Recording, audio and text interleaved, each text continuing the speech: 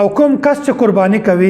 الله تعالی دغه د ساروي د هر وخت په بدله کې یو ونه کې ور کوي او هغه ساروي چې هغه باندې وختان نه وي هغه باندې وړي وي الله تعالی د هر وړي په بدله کې یک انسان ته یو ونه کې ور کوي. حضرت زید بن ارقم رضی الله تعالی عنه دا روایت نقل شوی ده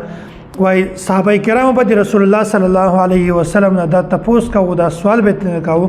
یا رسول الله ما هذه الاضاحی دا قربانی کوم شی ده د قربانی حیثیت څه ده؟ رسول الله صلی الله علیه وسلم ورته فرمایل سنت ابيکم ابراهیم علیه السلام دا د تاسو پلار حضرت ابراهیم علیه السلام سنت او طریقه ده. صحابه کرام بیا تاسو نه وکړو یا رسول الله فما لنا فيها وای اې دې الله پیغمبره مونږ ته به د دې په بدله کې څه شی ملاویږي څه به ملاویږي مونږ ته؟ رسول الله صلی الله علیه وسلم ورته فرمایل بكل شعره حسنه تاسو ته به د سروي د هر وخت په بدله کې ونه کې ملاویږي. صحابه کرام بیا تاسو نه وکړو یا رسول الله فصوفو د دې چې کومه وړې دي بعضی سروي داسې دي چې هغه باندې وختان نه دي هغه باندې وړې دي یا رسول الله دغه وړې په بدله کې به مونږ ته څه ملاويږي؟ نبی عليه الصلاه والسلام بیا ورته فرمایل بكل شعره من الصوف حسنه وای کوم سروي باندې چې وختان نه وي وړې وي تاسو ته به دغه هر وړې په بدله کې نیکی ملاويږي.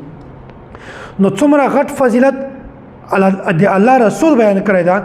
نو دا حالت خوند کوي چې کله مونږ تاسو قرباني کوو او قربانی نه مخته مونږ تاسو په ذهن کې دغه قربانی فضیلت موجود وي. لکه څنګه فضیلت چې سړی قربانی کوي دا سوچ کوي چې دغه قربانی دغه سروي د هر وخت په بدله کې الله تعالی ماته یو نیکی را کوي. هغه وختان څو غننه نشي به تعداد ده به شمیره تعداد ده نو الله تعالی ماته په دې باندې څومره زیات اجر را کوي. نو ګوري کچیرته مونږ تاسو قربانی دا باندې مونږ تاسو ته هیڅ سم نشي ملاو نو بیا به هم قرباني کوو ځکه چې د الله تعالی حکم ده. نو الله تعالی حکم ده مونږ بیا هم قرباني کوو نو ګوره بیا هم الله تعالی مونږ تاسو ته په دې باندې څومره زیات اجر راکوي څومره زیات فضیلت الله رسول دا بیان کړی ده.